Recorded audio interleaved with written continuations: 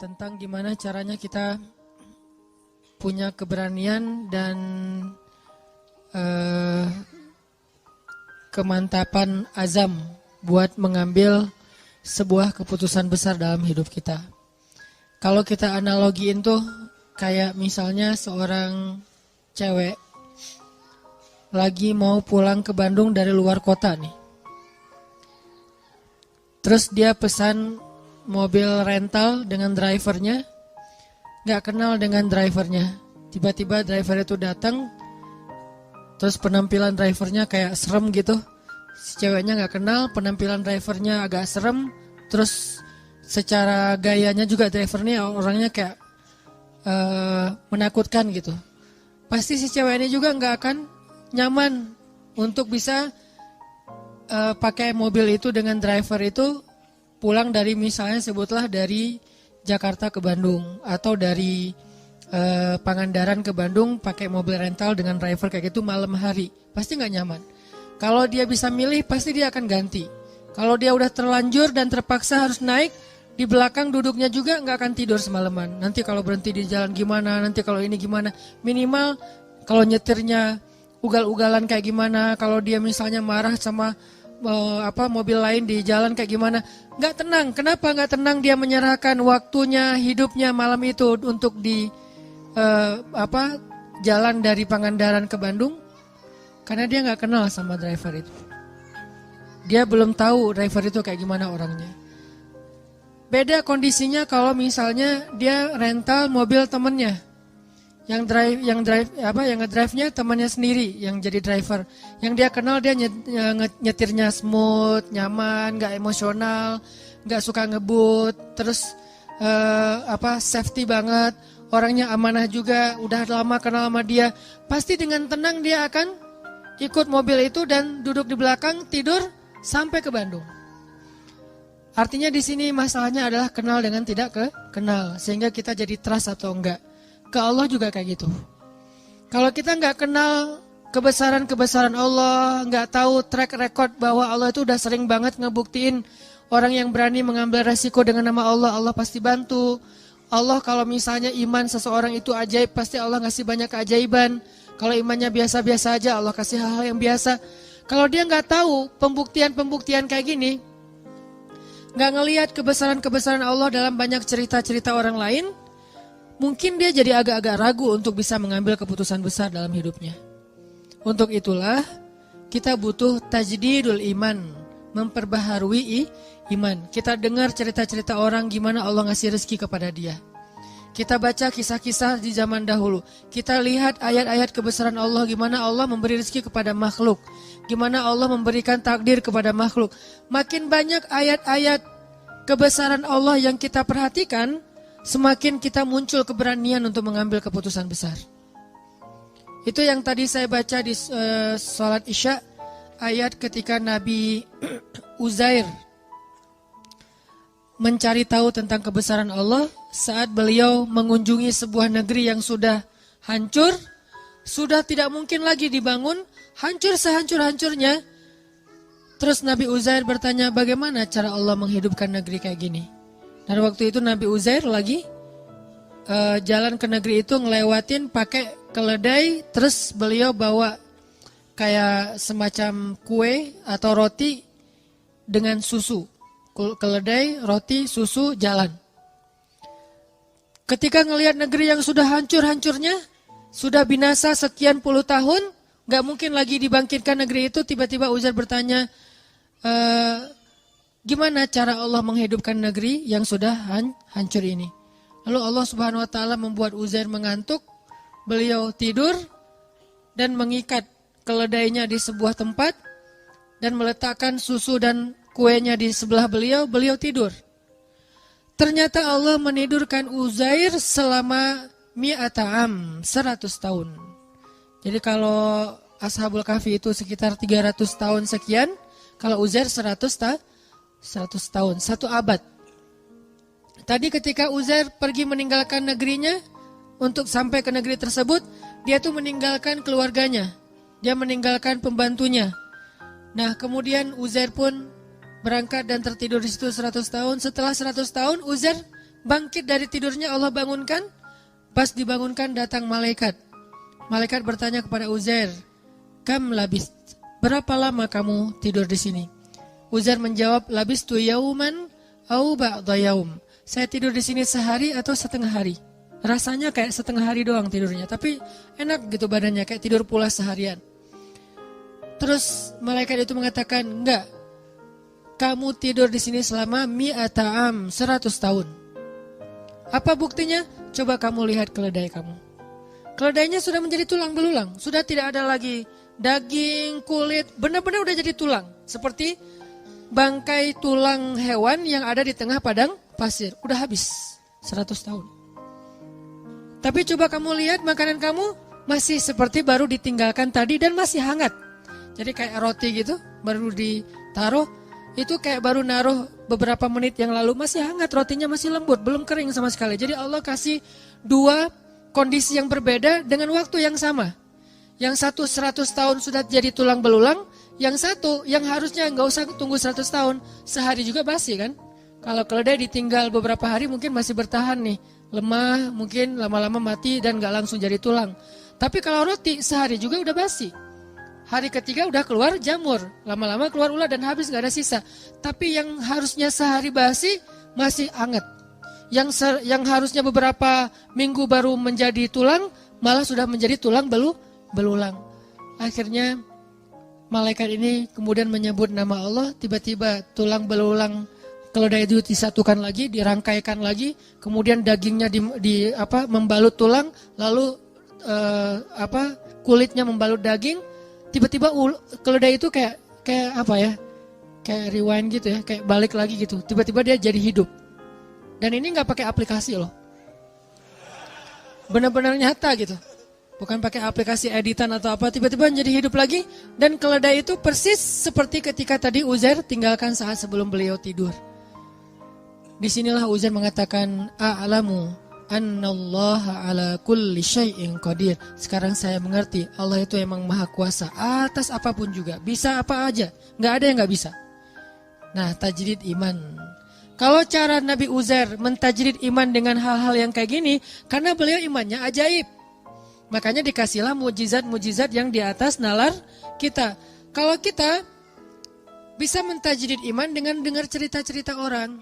Dengar cerita-cerita orang yang pernah merasakan keajaiban dalam rezeki, keajaiban dalam kehidupan, keajaiban dalam pemberian Allah, keajaiban dalam jodoh, itu banyak banget. Dan cerita-cerita kayak gitu harusnya menguatkan azam kita untuk mengambil keputusan yang besar dalam hidup.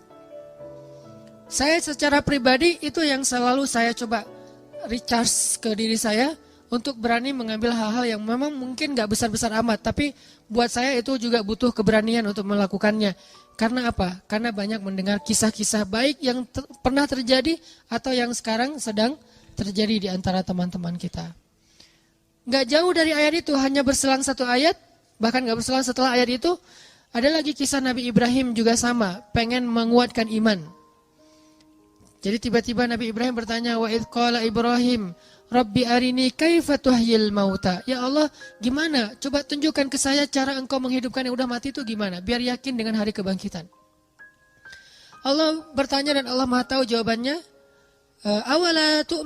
Awalam tu'min?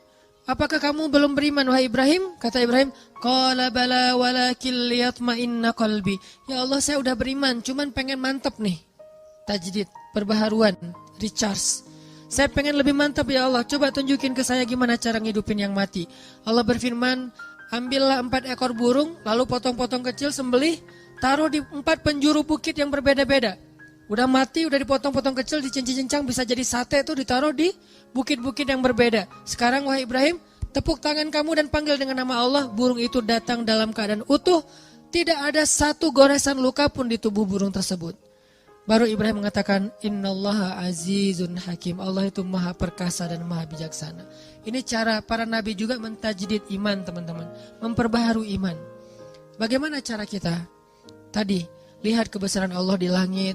Lihat kebesaran Allah di bumi. Baca ayat-ayat kauniyah, ayat-ayat ilmiah. Lihat di sekitar kita. Dengarkan kisah-kisah orang di sekitar kita. Maka kita makin yakin. Gak usah khawatir kalau gambling dengan Allah. Asalkan kita ikhtiarnya halal, Allah nggak bakal ngecewain kita. Kemarin ada seorang ustadz cerita ke saya, waktu saya ke Kalimantan, ke Balikpapan. Beliau tinggal di Balikpapan. Terus tiba-tiba dapat, beliau cerita ini setelah beliau dengar YouTube saya yang dulu saya tuh kesasar dari Bandung ke Indramayu, terus ke Cirebon, terus balik ke Bandung kan, yang Puguh tuh nggak jelas gitu kan, muter setengah Jawa Barat. Hanya pengen ngasih rezeki kepada orang yang jualan pal gentong di Cirebon. Beliau juga cerita, Ustadz saya juga pernah ngalamin yang kayak gitu, itu benar banget. Saya di Balikpapan, tiba-tiba teman saya ngajak saya untuk ada acara kayak seminar gitu, nemenin dia yang seminar, saya emang enggak. Nemenin dia ke Jogja. Nginep di hotel, karena dia temannya lagi ikut seminar, dia bingung kan mau ngapain. Tiba-tiba lagi habis sarapan itu, saya ngerasa kayak stroke gitu Ustadz. Setengah tubuh saya tuh kayak gak bisa digerakin, terus panas dingin, terus jantung saya tuh detak kencang, darah saya tuh kayak berpacu luar biasa gitu, kayak naik darah tinggi gitu. Terus dia pikir, astagfirullah nih, jangan-jangan saya meninggal, gak keren banget sih meninggalnya di kampung orang gitu. Dia takut, karena meninggalnya jauh dari keluarga, gak di Balikpapan, takut. Beberapa menit dia diem gitu, terus perlahan kemudian normal lagi. Cuman dia kaget, takut, akhirnya dia pun lari ke apotek. Bawa dompet, pergi ke apotek, beli obat ditensi, terus beli obat kayak gitu di apotek. Setelah selesai itu dia pulang pesen taksi online gitu, pakai pulsa dia yang ada di handphone, pesen, naik taksi online pulang lagi ke hotel. Di tengah jalan dia ingat dompet saya ternyata nggak ada, cari-cari nggak ada, nggak di jok nggak ada. Terus nanya ke tukang taksi, kamu bawa dompet saya nggak? Ya nggak mungkin dibawa gitu, pokoknya nggak ada gitu ya, nggak lucu. Terus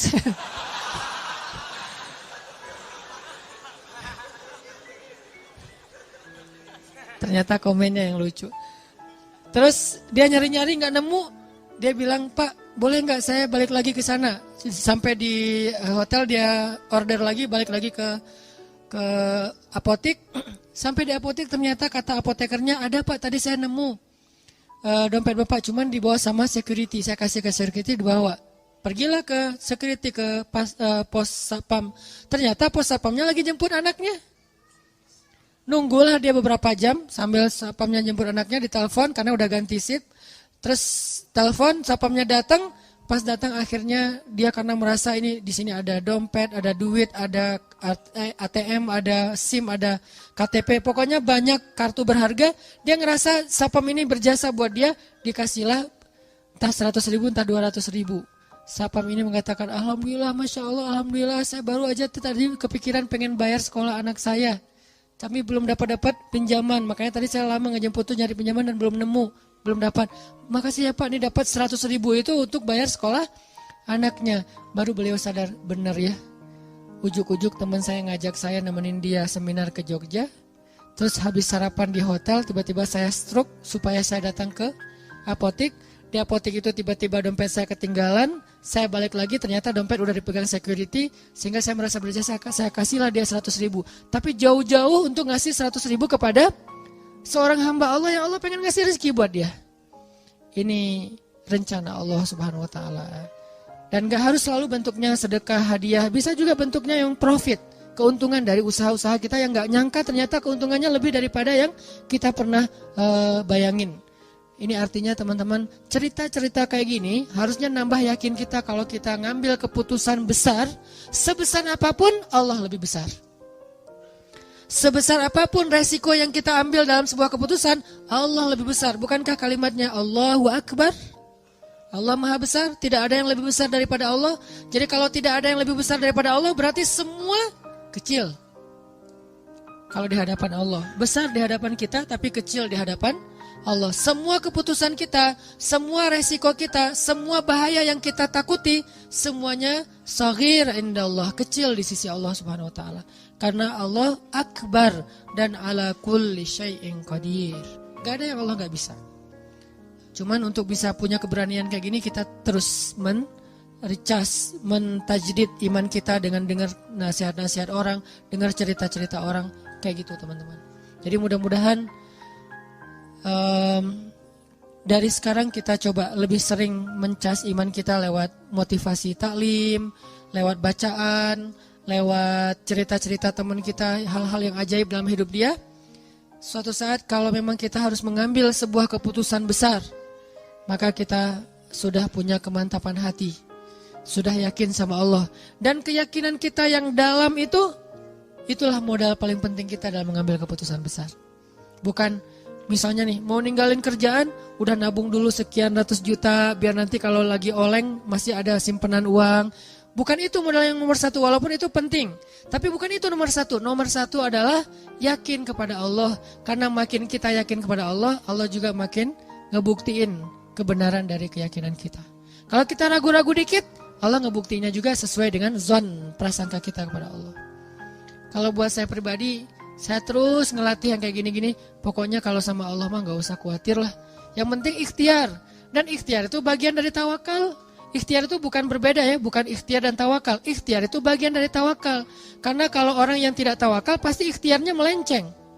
Kalau dia ikhtiarnya gak melenceng, masih fisabilillah, masih sesuai dengan syariat, koridor, on the track, berarti dia masih tawakal sama Allah, masih berserah. Begitu ikhtiarnya udah keluar dari tracknya Allah, berarti dia udah gak yakin dan gak berserah lagi kepada Allah. Jadi ikhtiar, doa, bagian dari tawakal. Ikhtiar, doa, pasrah, itu bagian dari tawakal. Jadi bukan tawakal dan ikhtiar, bukan. Ikhtiar bagian dari tawakal. Jadi insya Allah ini bisa menjadi motivasi buat kita dalam mengambil keputusan-keputusan hidup kita. Walaupun mungkin awalnya emang agak berat, awalnya mungkin agak menyedihkan, awalnya mungkin agak sedikit terbeban. Tapi beban itu sedikit demi sedikit akan Allah ringankan. Dan setelah kita sampai kepada janji Allah untuk menolong kita, malah nanti kita akan mengatakan bersyukur dulu saya berani mengambil keputusan itu. Tapi iman kita harus stabil ya. Jangan 2 hari, seminggu, sebulan kemudian kita mulai suudzon sama Allah. Yang tadinya Allah udah mau nolong kita gak jadi. Gara-gara apa? Udah pundung. Allah udah nurunin nih keajaiban dalam hidup kita. Pelan-pelan turun ke bumi. Dan itu juga butuh waktu gitu ya. Kenapa butuh waktu kok gak segera? Karena Allah pengen ngelihat kesabaran kita, pengen ngelihat ketahanan iman kita. Pas udah mau sampai, kita pundung. Naik lagi tuh bantuan kepada Allah. Ya Allah, dia udah pundung gak jadi. Di cancel kan sama kita. Nah terus saja, jangan ada batasnya. Yakin sama Allah mah gak ada batas. Kalau sabar kepada manusia ada batasnya. Tapi sabar kepada Allah gak ada batasnya.